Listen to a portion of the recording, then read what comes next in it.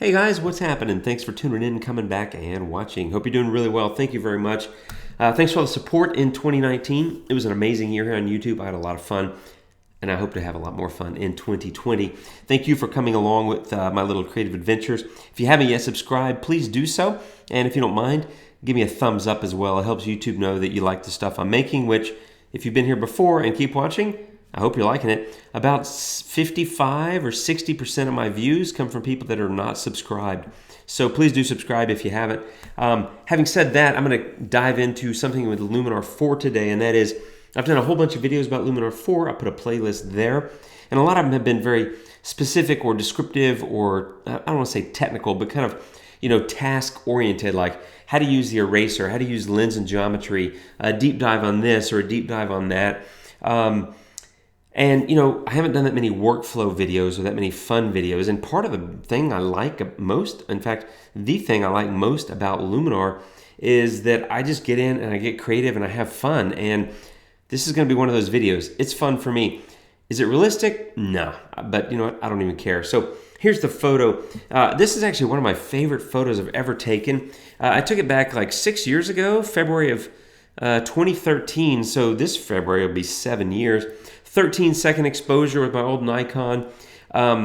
Anyway, still one of my favorite photos. I got these beautiful light trails. The water got kind of smooth. I got a boat coming down the lake. It kind of blurred out. And of course, there's a beautiful sky. But I wanted to get creative. And so I turned it into that. That's the finished image. And that's what I'm going to walk through today. So let's go ahead and hop into it. Let's go. First things first. As you can see, I did a lot to it. I'm going to start here on the light filter. And the first thing I do, I got to check my notes. I do some smart contrast, and I pull that up to like low 20s, and I pull shadows up a little bit as well, something about like that. Then I pop over here to AI Enhance, and I put a, late 20s, let's call it like 28 or so on AI Accent, which is, it's the easy button. It's a beautiful, beautiful slider. I use it probably in every image. It's so wonderful. And then I'm going to jump into the sky replacement, which is over here. And the truth is, I love that sky. I have no reason to replace that sky other than I wanted to make it like a starry night kind of image. And so here's the thing is, like, sometimes you'll try to pick a sky, and if it's not like a bright blown out sky, which is kind of what the sky replacement filter seems to be built for, sometimes it won't recognize it. But I'm going to go load a new sky image. Whoops, I'm in the wrong place. Sky selection, there we go, not download new sky, I need to go load custom sky.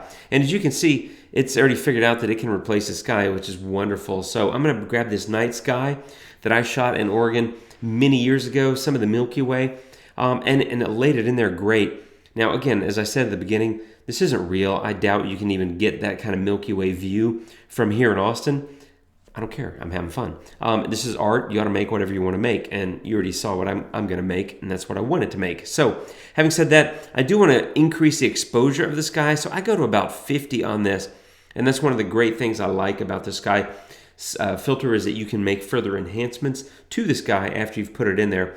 One thing you may be noticing is this one cloud didn't get covered up, right? So if you look at the original, it's a brighter part, and so that's one thing about sky replacement. You'll see those radio towers in the center, they're still there, but that one cloud came through. So that's the next thing I'm going to do. I'm going to go erase that. So I'm going to click here, and I'm going to get erase, and I'm going to take care of that. Okay, so in the erase tool, you just kind of mouse, drag your mouse over that which you want to erase, and then you click erase, and you're done, and I think it looks fine, right? So I'm going to say done. And I'm going to be back in my main window. Okay, now I'm going to pop over here, and I've got my base layer, which is called Bridge. It's a TIFF file, so I should point out I have a raw file here in Luminar, but there were a number of spots in the sky, and sometimes the spots will not get picked up will not get covered up by the new sky. So I went ahead and erased them, and I cropped the image, and I exported it as a TIFF. So that's why I have a TIFF. But now I'm going to go add an adjustment layer. So I'm going to say new adjustment layer, and I'm going to come over here. And as you saw, it's a black and white. So I'm going to go straight to black and white conversion, convert to black and white, and just change the whole thing to monochrome. While I'm at it, I'm going to go over here to saturation, and I'm going to pull the red, and I'm going to go to about 150 on that red saturation because I just want to just crush those reds. I just want to pop that red and make it go kind of bright and bold and really stick out as you saw in the final result. The challenge, though, is that that's bringing back color over here in these buildings, and these buildings over here, and in the bridge, and in the sky and all that. So we need to go fix that now. Now, the way I'm going to fix that is I'm going to go into the color slider, and I'm going to take the saturation to -100, and then with a brush mask, I'm going to click brush. I'm going to go paint that -100 in where I know red is coming through. So once you hit it, you'll see it start showing up. So there's that. There's a couple of other stars. I'm going to leave, let's see, actually I'm going to get rid of that. This tree over here is a little bit red. I'm going to leave those radio towers actually. So I'm going to come over here, get rid of that. I'm going to calm that down a little bit, which is some of the red that's coming from the light under the bridge. Then I'm going to shrink my mouse, cover up these lights. And the truth is, you might want to leave some of this stuff. I'm choosing to erase it. That's just a personal preference. But you might want to leave that because, truthfully, the red lights from the bridge probably are going to reflect onto these areas. I just kind of want to get rid of them. So I'm going to get rid of all that. But again, season to taste, as they say. In other words, do whatever you want. I'm going to get rid of that piece there as well. So I think that's about it. I'm going to leave those radio towers, that little light, that tower, and some of this stuff. So now I'm going to say done. Okay, and since I'm just making things up here, I'm going to pop over here to the Creative tab, and I'm going to get Mystical. And I'm going to go to about mid-40s here. I want to give it a little bit of mood, something about like that. I'm just trying to create some drama and some mood, and Mystical is a great way to do that. Used to be known as Image Radiance in Luminar 3, if you didn't know that.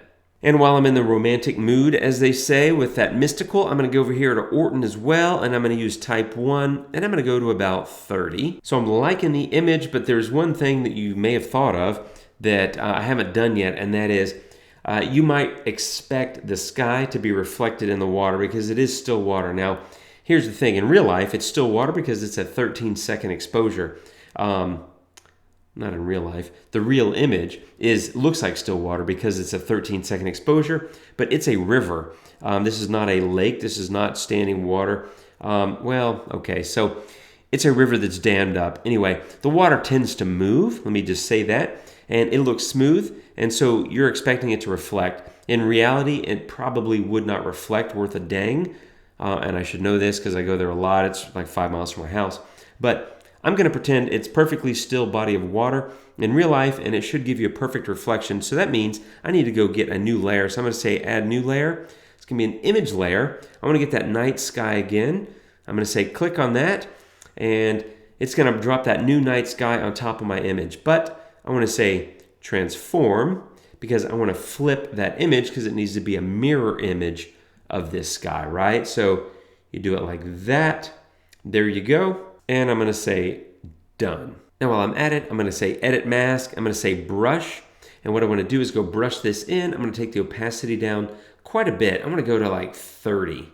And I'm going to increase my brush size a little bit. And I know there's water over here. There we go. So got kind of lucky. I'm going to just paint in this stuff. And as I do that, I'm going to try to talk to you. But the truth is, you're going to get bored. So what I'm going to do is just paint this in, and I've got to do some erasing as well. And so I'm just going to speed up the video as I work through this. Okay, we're going to say that's done. It's kind of a slop job, but I'm just recording this. You get the idea. I do recommend you watch your opacity, you carefully mask it in where you need it to go, and you take your time. And in case it's not painfully obvious, I need to convert that to black and white. So I'm just going to go, still on this night sky image layer that I added. So I'm going to click over here. I'm going to go to black and white conversion, and I'm going to hit convert to black and white.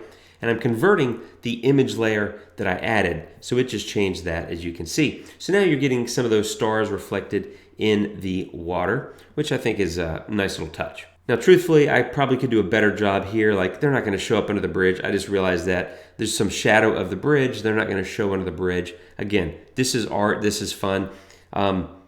This is a judgment-free zone. How about that? I'm aware of the fact that I'm making this up, and there are things that you need to be aware of, like where does the light actually fall, for example, how would a reflection actually show and where, and it's not going to show under the bridge. So I'm aware of those things, and more importantly, when you're editing your own images and doing creative things like this, you should keep those kind of things in mind. So I just wanted to point that out. Okay, and now I want to go add one more adjustment layer. And I'm going to go over here first to light, and I'm going to take the temperature down a little bit, and I'm going to go something a little bit like that. I'm trying to get a little bit of that silvery moonlight look that I talked about.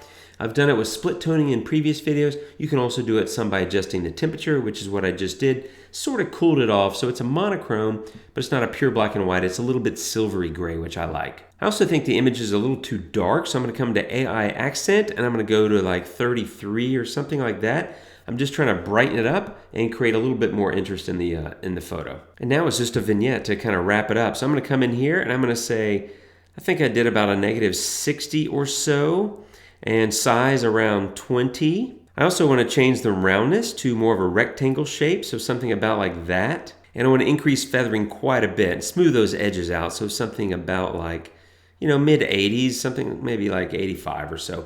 Again, just trying to draw not that you're going to not be drawn there anyway, but kind of draw you into the center of the frame.